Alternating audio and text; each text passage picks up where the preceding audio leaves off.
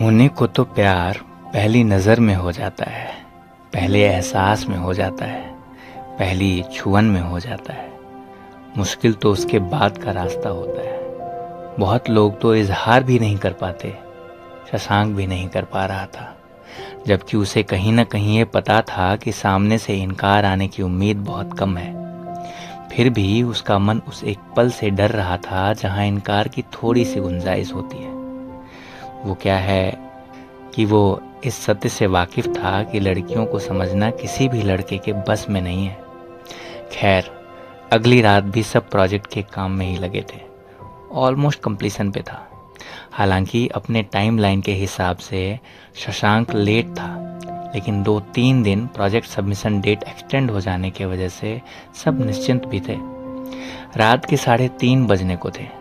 रोहन और ऐना कॉफ़ी बना रहे थे किचन में और शशांक कोडिंग टेस्ट कर रहा था जब अस्मी ने फ़ोन से नज़र उठाकर उससे पूछा, दिया को कॉल किया था आज? ओह शिट, आज भी भूल गया यार। फ़ोन कहाँ है मेरा? तू भूल गया लेकिन वो नहीं भूली। उसका कॉल आया था।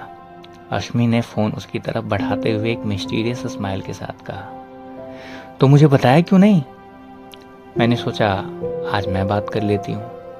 और शशांक का मन उतावला हो गया ये जानने के लिए कि अश्मी ने दिया से क्या बात की। दिया ने शशांक के बारे में क्या बोला उससे। हालांकि अश्मी ने कुछ नहीं बताया, बस इतना बोला कि अभी दिया उसके कॉल का इंतज़ार कर रही है। इस वक्त 4 बजने वाले हैं और वो जग रही है। कंफ्यूज शशांक ने अपना फ़ोन ओपन किया और कॉल करने ही वाला था कि उसे अपने फ़ोन में दिया का एक मैसेज दिखाई दिया।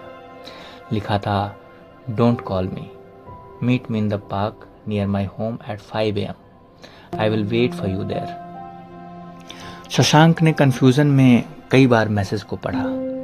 इतनी सुबह, सब ठीक तो है? उसने अस्मी से पूछा, बट उसके पास जवाब नहीं था। उसने 1-2 बार कॉल भी किया दिया को, लेकिन उसका फ़ोन पिक नहीं किया गया। तभी रोहन और ऐना आ गए कॉफ़ी लेके और उसने सबको ये मैसेज वाली बात बताई। सबका सजेशन था कि उसे जाना चाहिए। शशांक को भी लगा कि उसे जाना चाहिए, लेकिन जाए कैसे? फिर तय ये हुआ कि वो कैसे भी करके अपने पिता के स्कूटर की चाबी निकाल लाएगा और रोहन के साथ स्कूटर पे दिया से मिलने जाएगा। आनन फानन में वो रेडी हुआ और फिर रोहन के साथ निकल पड़ा। रात का अंधेरा छट रहा था, सुबह होने को थी। हल्की सी ठंडी हवा शशांक के चेहरे को छूकर उसे और रोमांचित कर रही थी। वो ये सोचकर भी रोमांचित हो रहा था कि इस वक्त जब रात और सुबह मिलकर एक हो जाते हैं, वो दिया से मिलेगा। उसे बस ये समझ नहीं आ रहा था कि इतनी सुबह वो मिलना क्यों चाहती है। 5 बजने में अभी कुछ समय बाकी ही था कि वो पार्क के गेट पर पहुंच गया। रोहन ने सजेस्ट किया कि वो बाहर ही वेट करेगा। आज प्रपोज किए बिना आया ना तो सोच ले, रोहन ने धमकी देकर उसे पार्क के अंदर धक्का दिया और शशांक धड़कते दिल से पार्क की तरफ बढ़ चला। पूरी तरह से ना अंधेरा था ना पूरी रोशनी। पार्क ऑलमोस्ट खाली था। तभी उसकी नज़र दूर कोने में बैठे एक साए पे गई। शायद ये दिया ही थी। वो उससे पहले आकर बैठी हुई थी। जैसे जैसे वो आगे बढ़ रहा था, दिया का चेहरा साफ नजर आ रहा था। वही थी, blue track suit, white jogging shoes, बाल पोनीटेल की शक्ल में बंधे हुए, सुबह से खिली हुई दिया। शशांक ने उसकी आंखों में देखा, गहरी और शांत। शशांक के मन का सारा कंफ्यूजन दूर हो गया और उसने मन ही मन ईश्वर को धन्यवाद किया कि दिया ने उसे इतनी सुबह मिलने के लिए बुलाया। उसके नज़दीक पहुंचते ही दिया उठ खड़ी हुई। उसकी गहरी काली आंखों में फंसा हुआ शशांक रुक गया। धड़कन रुक सी गई उसकी। पागल हो क्या, इतनी सुबह? उसने अपने आप को संभालते हुए प्यार से ही दिया को कहा, लेकिन आगे उसके होठों से शब्द नहीं निकले। दिया 2 कदम आगे बढ़ी। बस 2 कदमों का फासला बच गया था दोनों के बीच। हाँ, मैं पागल हूँ, क्योंकि तुम जैसे पागल से प्यार करती हूँ जिसे कुछ समझ में ही नहीं आता। I love you Shashank, I love you. इससे पहले कि शशांक कुछ समझ पाता, दिया जोर से उससे गले लग गई।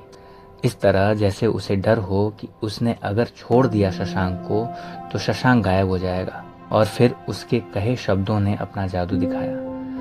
शशांक को समझ में आया कि अभी अभी हुआ क्या। शशांक हैप्पीली शॉक्ड था। दिया ने उसे जोर से जकड़ा हुआ था। शशांक ने भी उतने ही इंटेंसिटी के साथ हक किया दिया को। उन लम्हों में सब परफेक्ट लग रहा था शशांक को। सुकून सा एहसास, ऐसे जैसे उसे सब कुछ मिल गया हो। अब कुछ बोलोगे या ऐसे ही मुंह में दही जमाए रहोगे? दोनों अभी भी एक दूसरे की बाहों में थे। क्या? शशांक ने स्टूपिड सा सवाल किया। कोई इतना स्टूपिड कैसे हो सकता है शशांक? क्या क्या? डू यू लव मी और नॉट? तुम्हें क्या लगता है? शशांक थोड़ा प्लेफुली बोला। हालांकि टीजिंग का यह सही वक्त नहीं था। अगले ही पल ये एहसास हुआ शशांक को।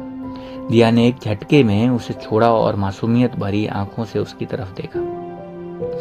अगले ही पल वो कुछ नहीं बोलता तो वो आंखें आंसुओं का सैलाब ले आने वाली थी। जो समंदर कुछ देर पहले शांत सा था, उसमें हलचल होने लगी थी। शशांक ये देख नहीं पाया। उसने उसके चेहरे को हथेली में भरकर कहा, आई लव यू दिया, I love you very very much and I mean it. और ये आज से नहीं है, ये प्यार उस वक्त से है जब से तुम्हें पहली बार देखा था। तुम्हारी खिड़की में स्कूल ड्रेस में खड़ी, अपने बालों को सहेजती हुई, उस वक्त से है ये, या उससे पहले से जब तुम बस में मेरे सामने बैठी थी और तुम्हारी कुछ लटें उड़कर मेरे हाथों को छू रही थी और मैं तुम्हारा चेहरा भी नहीं देख पाया था। सॉफ्ट, इमोशनल और प्रेम से लबरेज आवाज में कहा शशांक ने। बस दिया सुन सकती थी और समझ भी शायद वही सकती थी। उसकी आंखें डबडबा गई। वो एक कदम आगे बढ़ी। उन दोनों के बीच बस कुछ इंचेस का फासला था। अभी भी पूरा उजाला नहीं हुआ था। कुछ एक लोग दूसरे छोर पे योगा कर रहे थे पार्क के। दिया का सर शशांक की तरफ मूव हुआ और शशांक के होठों को छू गया। एक बिजली सी दौड़ गई शशांक के शरीर में। वो एक बार फिर झुकी और दोनों होठ मिलकर एक हो गए और हर बीतते पल के साथ वो एहसास गहराता गया। You are beautiful, amazingly beautiful दिया, शशांक ने हौले से कहा। दोनों के होठ अलग हो चुके थे। दोनों एक दूसरे के सामने खड़े थे, एक दूसरे की आंखों में देखते हुए। वो मुस्कुराकर शर्मा गई और उसने अपनी नजरें झुका ली। उस एक पल में, उस एक मुस्कुराहट में शशांक को लगा कि वो इसे कभी नहीं खो सकता। उस पल में शशांक ने खुद से वादा किया कि वो इस मुस्कुराहट को दिया के होठों से कभी अलग नहीं होने देगा। तभी उसका फोन उसके जेब में वाइब्रेट हुआ और उसे याद आया कि रोवैन पार्क के बाहर उसका इंतजार कर रहा है। उसने फोन रिसीव करके रोवैन को पार्क के अंदर आने के लिए कहा। कौन था? दिया ने उसके फोन रखते ही पूछा। रोवैन, वो मेरे साथ ही आया था। हे भगवान, क्या सोच रहा होगा वो? डोंट वरी, उसको पता है, शशांक ने मुस्कुराते हुए कहा। तुम पूरी दुनिया को बता सकते हो पर मुझे नहीं। अजीब नहीं हो? लड़के अक्सर ही ऐसे होते हैं। वो जिससे प्यार करते हैं उसे छोड़कर पूरी दुनिया को पता होता है कि वो किससे प्यार करते हैं। बस उस एक से कह पाने की हिम्मत नहीं होती उनमें, इस डर से कि कहीं बदले में ना मिल जाए। वो ताउम्र अपनी मोहब्बत को अपने दिल में छुपाकर दोस्ती निभाने के लिए तैयार रहते हैं। अजीब होते हैं इस तरह के लड़के। कुछ ही देर में रोवैन उन दोनों के सामने खड़ा था और उसे देखते ही दिया पहचान गई। आप वही हो ना, उस दिन शशांक के साथ बस में थे? हाँ, हम तुम्हें ही। वो कहने ही वाला था कि शशांक ने बीच में उसकी बात काटी कि कहीं वो उगल न दे, जो रोवैन ऑलमोस्ट कर चुका था। हाँ, यही था, बताया था ना, कुछ काम से जा रहे थे हम दोनों, कहकर शशांक ने रोवैन की तरफ आंख तरेरी। रोवैन समझ गया। तुम यहाँ एवरीडे जॉगिंग के लिए आती हो क्या? उसने बात बदलते हुए पूछा। दिया ने हामी भरी। वो हर दिन इस पार्क में इतनी ही सुबह आती थी।